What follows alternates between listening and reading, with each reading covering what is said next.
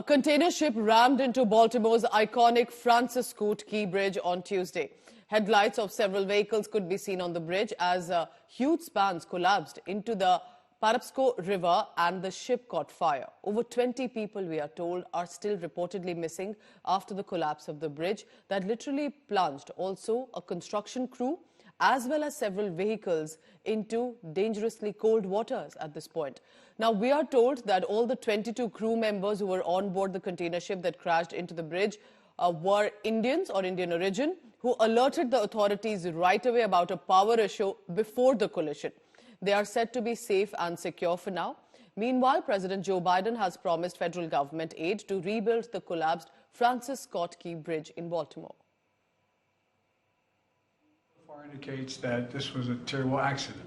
At this time, we have no other indication, no other reason to believe there's any intentional act here.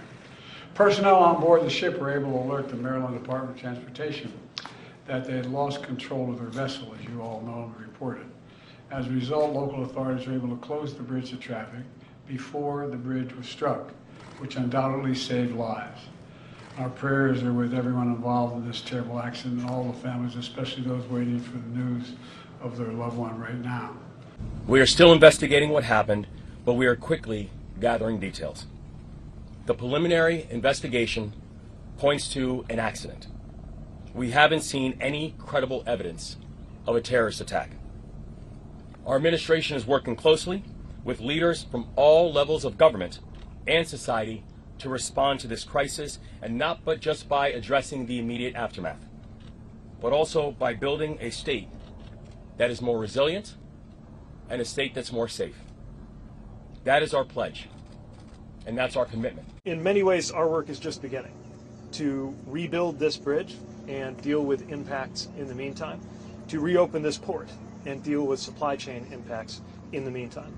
But today we are most acutely focused on the emergency operations underway and on the families that have been impacted. Do you have any information on the crew that was on board, their nationality? Were there 22 Indians on board? Apparently there's a report that says there were 22 Indians who were on board there. The question is who was on board the vessel and nationalities.